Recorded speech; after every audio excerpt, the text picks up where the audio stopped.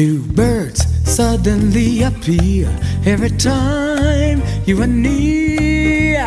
Just like me, they long to be close to you. And welcome to everybody. Dr. Willie Jolley, Detailer Jolley, authors of the book Make Love, Make Money, Make It Last. Grateful for all of you who watch here on Monday nights and those who watch on YouTube on the weekends or whenever you watch it, wherever you can get 24/7 at Jolley Marriage Show on YouTube. And then grateful for all the people who watch our TED Talk or have watched it. We encourage everybody to tell their friends to go to jolleymarriage.com or ajollymarriage.com to get the TED Talk and watch it. It's free. We are grateful, and we're grateful for all the people who have said, you know what, I'm getting that book. They don't just get it for themselves. They get it for people who are getting married, people who want to have great relationships. So we are grateful for all of you. Now, let's see, people are joining on all of the different platform. We're recording, we're broadcasting on a number of platforms on IG, on A Jolley Marriage IG, and The Real Willie Jolley on IG, and then of course on Facebook Live and LinkedIn Live. Okay, now let's talk about tonight's show. We ask you or recommend or encourage you to send us an email, info@williejolly.com. Or write a letter. That's what you like. I usually say write a letter, but then you correct me and say it's an email. Okay, it's an email. Sir. It's an email that you send to info@williejolly.com and say, I got an issue. We won't use your name. We won't embarrass you. We will just deal with the issue and give you our best advice. Okay, we've been married for going on 40 years, haven't had an argument in 38 years. There's something we done learned in that time that hopefully we can share with everybody. How to keep your mouth closed and just think about all the things you want to say and never say it. Yes. How about that? Yes. Okay. So tonight we're going to take one of those emails, as you like to say. So the email was titled, I'm tired of doing all the chores by myself. Yeah, it seems to be a reoccurring thing. That's when we've touched on this over the years. Now, we've been doing this a number of years on Monday nights, but every now and then this comes up and we address it. I think it's more now than then. No, I think it's always the issue. I don't think it's now, then. It's just fresh now. Okay. People have said this over the years. We've had so many people said, I got an issue with my spouse, my partner, my significant other, where the chores always are out of balance. And sometimes they are non-existent on the other end. I've just decided to be radical. You decided to be radical? Mm-hmm. I decided to be radical. Well, what does that mean? Don't do the chores at all. You know, that's not true. You can say that all you want. That's not true. I just said I have decided. Oh, you have made a new decision. A new decision. Okay. Just be radical. Just be radical. Because the more we talk about, I don't think we get this information out to enough people. Because the issue of how do I get my partner to help with the chores? We both work. I come home, and I end up cooking. So the standard answers are always the same. It's a communications issue. So. Is it just a communications issue? No, but that's the root of it. Maybe that's the root of it. Compassionate listening. How the per person you communicating? I'm doing all the chores, and they're saying so. I'm doing all the chores, and they say, well, you're supposed to do all the chores. How about those kind of people? I don't know. I'm just saying. You saying it's a communication? Let's try a new approach. Leave the chores undone.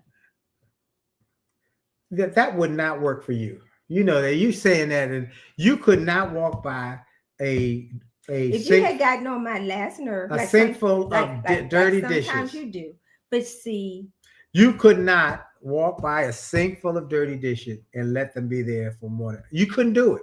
You start getting the EBGBs. You start to shaking. But here's the thing: we each really understand how the other person is. How we're each hardwired. You don't try to change me, and I have given up trying to change you. Ooh, so we are at. Is that shady or what? Shade.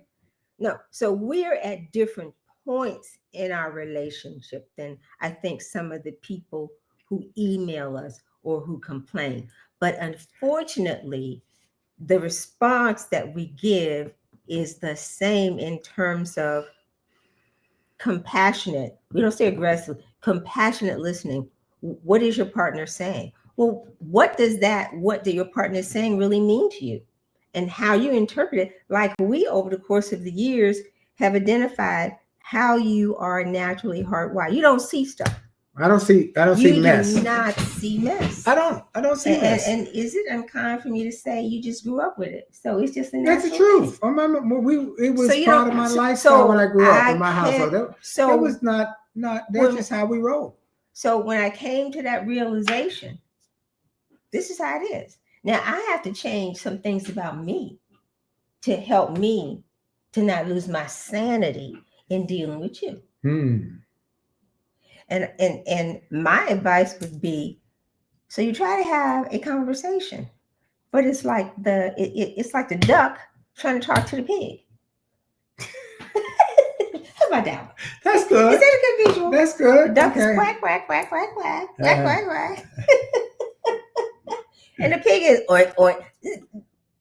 Never the twain shall meet. They aren't communicating. No. So they might have found each other attractive. That's that exterior, right? That's the personality. Maybe the ducks who like the mud, and the pig is covered with the mud, right? Yeah. And the pig says, "Oh, this thing waddling around with a cute little tail. Oh, it's really cute." The duck. Oh, duck has a cute little tail. Cute. Duck has a cute little tail, right? Uh-huh. So they find the exterior attractive, right? But let's assume they get together. Then they find out the duck finds, oh my God, I'm in the mud all the time. I can't take that. But it's too late now. So we have to reason our way out of this mess. Okay. Right? Okay. I'm tracking with you. So you're tracking with me. I'm saying you have to accept this. This is unconventional. You have to accept the mess. They might never, because they can't see it. Like we've been together at least 44 years. How long did it take for me to get it? Because of how we communicate now. And you're like, I don't see it. So why am I even having a conversation with you about something that you don't see? You inherently don't see. So, but let's get back to the. I had to change me. So I'm saying to this person. But let's get back to this person. Be sloppy. We'll get back to the person who says, "I'm tired of doing all the chores." Don't do it. I just said that was the beginning of my. Stop. If you're so frustrated that you're doing the chores, I don't know, washing the clothes, cooking the meal, stop doing it. What's the worst thing that can happen? He might not even see it. D, Come on now, guys. There's some of you that agree with me. Well, I hear what you're saying, but it's not you. That's not how you operate. You say that, but you wouldn't be doing that. You wouldn't stop doing it. I have decided. I know. First of all, we've been together for 40 some years. Yes. I decided this is who you are. Am I going to have high blood pressure, stressed out in my arm, is where my stress comes from? I understand that part, but here's the part that you're not being realistic about.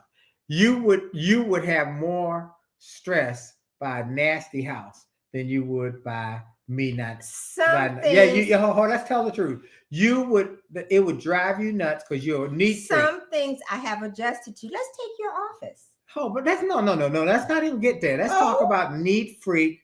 If a house was nasty, I am a neat freak. You're a neat freak. What do I do? I've straightened and re-straightened my space, my office. I straightened and re-straightened. And when I mistakenly look in your direction in a chaos, and I cannot. Okay, but let's take my office is my office. Okay. I can close the door and be messy in there. But I have to come in there sometimes. No, once in a while. But how about the rest of the house? If I have chosen. If I didn't, I identified certain areas where I could influence you, and that is the bedroom. Why I influence you with sex. We talked about that. Okay, but let's just go to this person. I'm trying to help this person realistically. Saying don't do it is not a realistic response to this.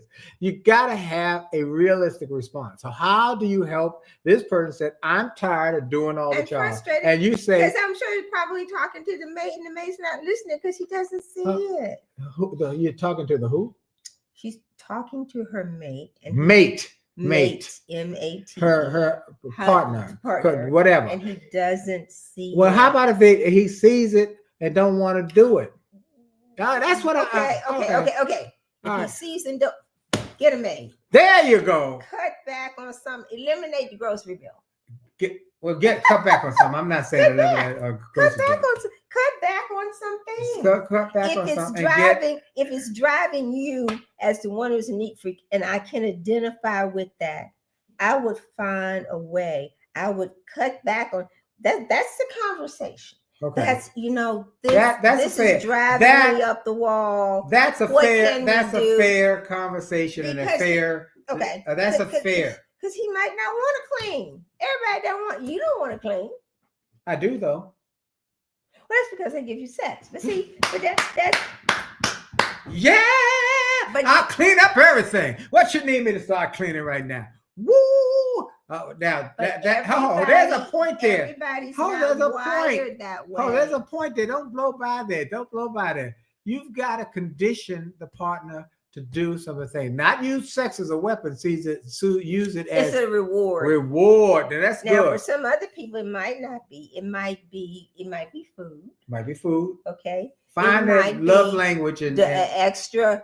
Whatever that extracurricular activity or that extra thing that they like. And say, hey, I like it. Let me hook you up with this, okay? Or that. And because nobody want to break up. I don't want y'all to break up because one person is doing all the chores and getting frustrated. I don't want y'all to have a lot of stress in your relationship. So I want you to work through that. But I'm saying it's a combination of things.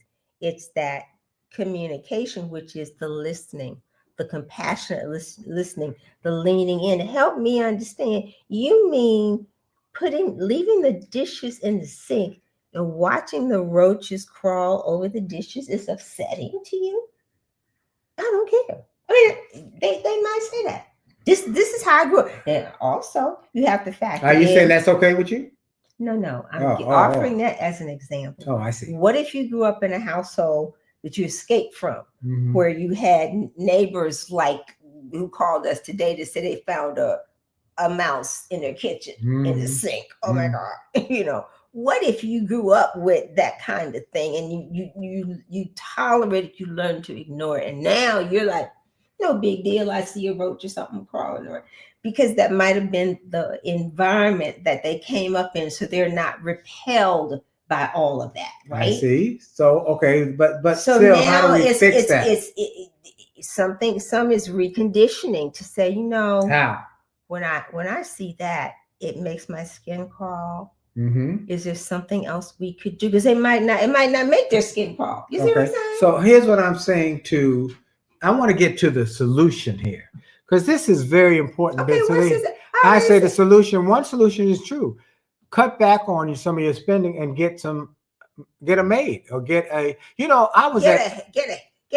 Yeah, well, I was at the, you can get a nanny. Let me give you this. Let me give you this. You can get a nanny. You don't need a nanny to clean your house. You see, you going down some rabbit hole about a nanny. They do double things. You might need a rest from your young children who just drove you.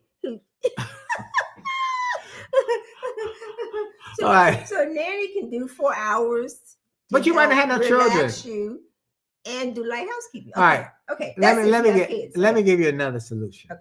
I was at the International Franchise Association. I was at the International Franchise Association convention in Vegas last week, and I learned so much about franchising. And one of the things I learned franchising, there are franchises one of the franchises you can invest in, as well as you can use for services. Jenny King, as well as Home House Cleaning. They are franchises. Home housekeeping is a Yeah, franchise? they're franchises that you can buy to clean people's homes. They got a system. They put you on a system, how to market, so there are lots of systems. You can call, what's the thing, Craigslist, no, what's the one, Janie's List, it used to be Angie's. Angie's List. It's Angie's now. Yeah, okay. Whatever, that you can look there for somebody. There are a bunch of those kind of online. Be reputable. Make sure they're reputable. And they're buying. And you can also just ask your neighbor if they have a reputable, responsible teenager, if they know of one, because that is how we got a fantastic high school senior intern, by asking in our neighborhood. No, she does technology stuff. But you've gone off topic again. Not. Yeah. But I'm saying you could ask. How did you find the housekeeper that you have now? How did you find? That's all I want to say. How did you find the housekeeper that comes here, cleans the house for you? I don't know. She's been here with us for so many years. It must have been by way of referral. It had to be by referral. Okay, so ask for referrals. That's what you're saying. Now, second thing is get a housekeeper. Number 2 is ask for let's get a plan. Okay, I can't do it all, or I don't want to do it all. You got something to do. Why don't we find, like she got me to make up beds. Y'all, we hear this every week. She met me to make a bed. I never made up a bed ever in my life because I always believed I was going to get back in it that night. And my mama didn't make me make up the bed. But my wife said it would make me happy. And so she sexed me up. I make up the bed every day. All right, so that's just take steps. What are you willing to do? I'm willing to clean the bathroom. Yeah. I'm willing to change the sheets. Oh, what are you willing to do? Well, I take out the trash every week. I take it. I do that. Okay. Then they say, Willie Jolley, you're a Hall of Fame speaker. What do you do at home? Take out the trash and garbage. That's what I do. All right. But whatever and it is. Some other things we're like, I don't do it. I don't want to. I like my sheets and everything really crisp, but I don't want to change the bedroom. So a housekeeper does that. Yes. Okay. So what else? What else can you do? What can you do to become find out what your partner is willing to do, wants to do, and then outsource the rest. Right. That's exactly right. And that comes down to not complaining, but saying, this is how this makes me feel when the house is totally jacked up. Now, my other side says, you just let it be a mess. You just talk. Clean your little when you say that, that's not true. But that's true. Because we don't have children here now. I know. That's not. I know. But here's the other thing: when we had kids in the house, they had chores. Yes. They could not go out on the weekend. Yep. They were the maid, the butler, everything else. Everybody had chores. That's why they say, that's why true. I can cook today. That's why I can wash dishes. Because we had to do it. Well, we had to learn. It wasn't great at the beginning, but you did a good job. Now I might have come back after and rewashed the dishes. She did. I did do that. She rewashed the dish after the kids for did a while. Yeah. Because it wasn't great, but I didn't want to tell them that because I wanted to encourage them to continue to do it.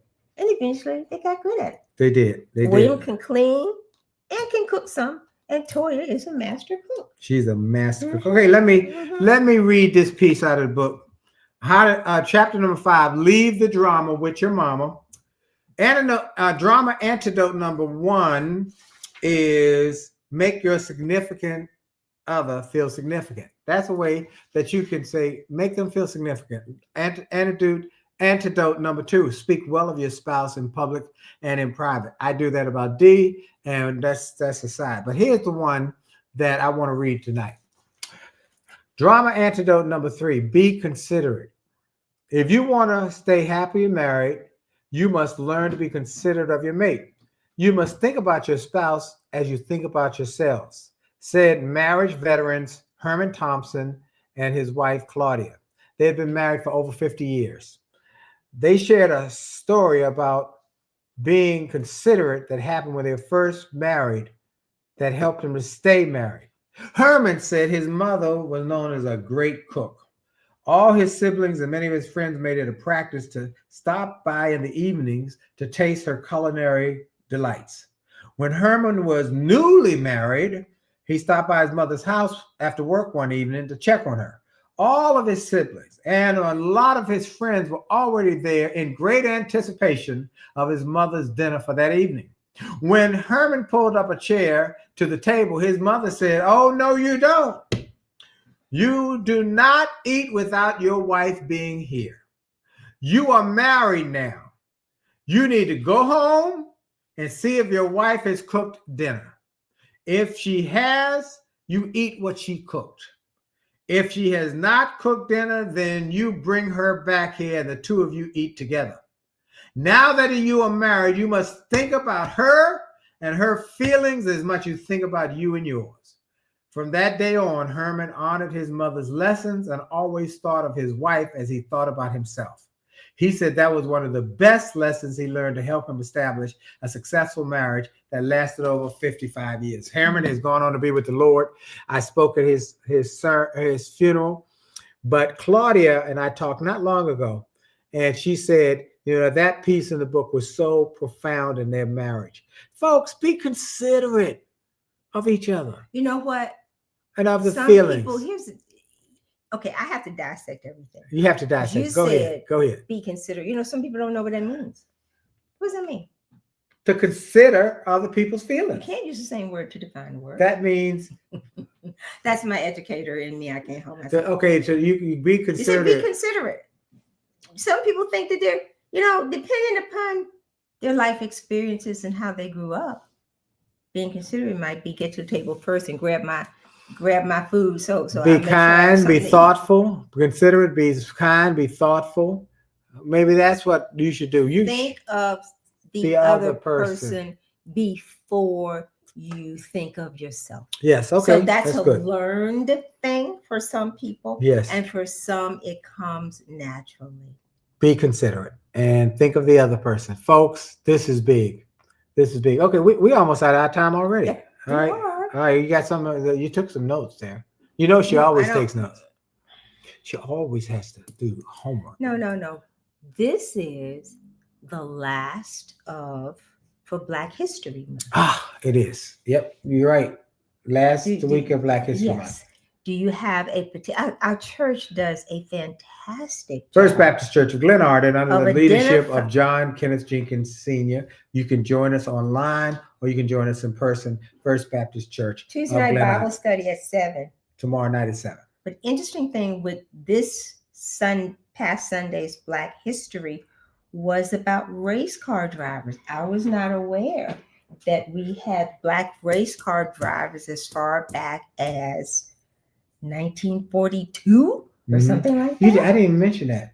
What? The man who was the first Black race car driver was my neighbor when I grew up, her brother. That's how I already knew about it. Really? Mm-hmm. Miss Matthews. Marion Matthews lived next door to us. That was her brother. Wow. What a difficult road he drove. I remember her niece coming up and visiting his daughter. Wow. So anyway, Black History Month for this one. We're gonna give you you said you just told me to give you a lesson, and now you. I'm sorry. Please forgive me. Go right ahead. Okay. My lesson today. Everybody should be on my daily 1-minute messages that I send out Monday through Friday via email, or you can hear me on Get Up Mornings with Erica Campbell at 8:20 Eastern, 7:20 Central on Praise Network, or you can go Get Up Mornings. You can listen to it online at Get Up Mornings. I don't know, Get Up Mornings. I don't know. Get Up Erica, or whatever. But the easy way is just to sign up for my daily 1-minute videos. Go to how do I do that? WJWow.com. Okay. WJWow.com. Today's message was about my dear friend Kathy Hughes, who was a radio show producer, general manager at a radio station, loved radio, decided to buy her own station, but she couldn't get funding. They had over 30 banks turned her down. Wow. She refused to give up. She finally got enough money to start her first station.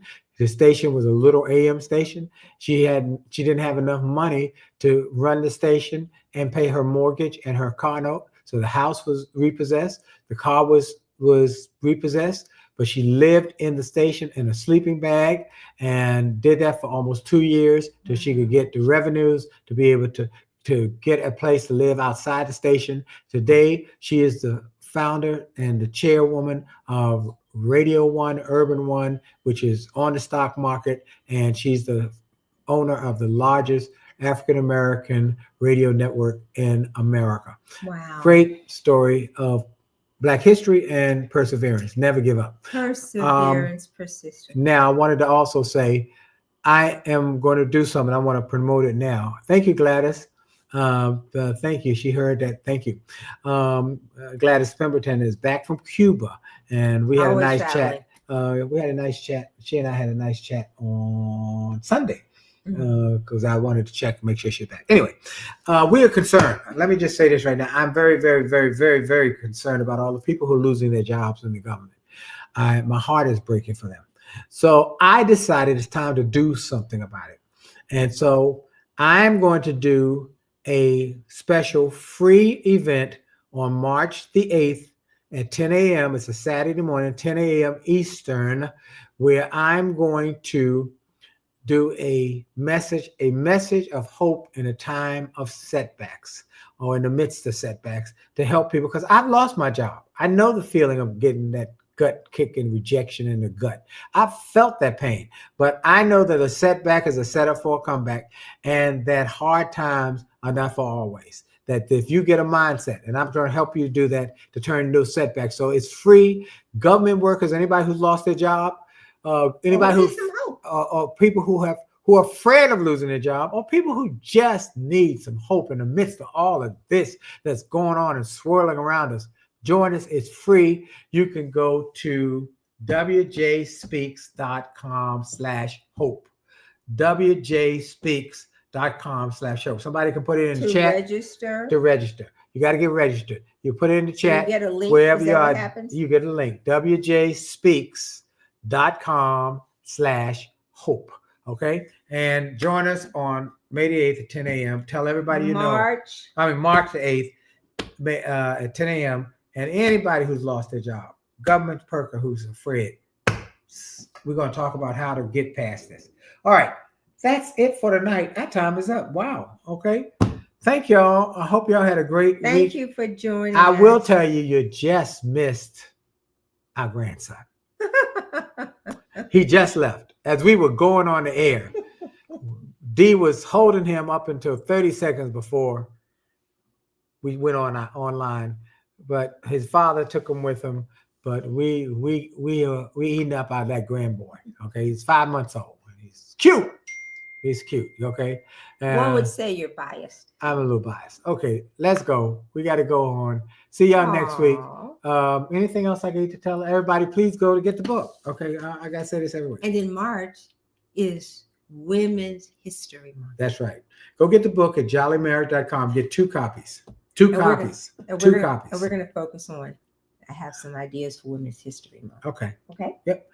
2 copies, or get the bundle. And then remember, Cheryl said, let me tell you where you can, I told you I'd let you know where you can get the masterclass. She said you can get the masterclass at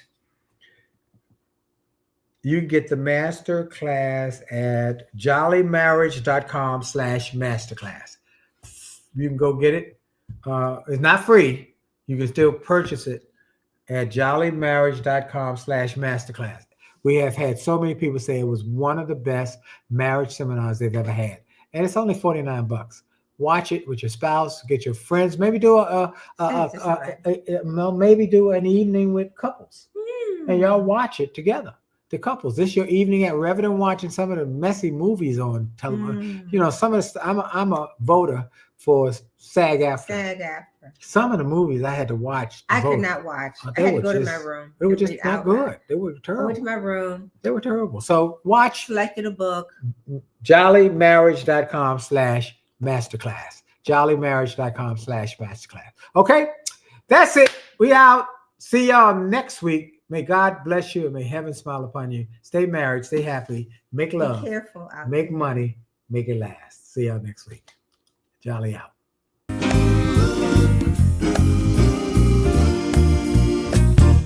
Why do birds suddenly appear every time you are near? Just like me, they long to be close to you.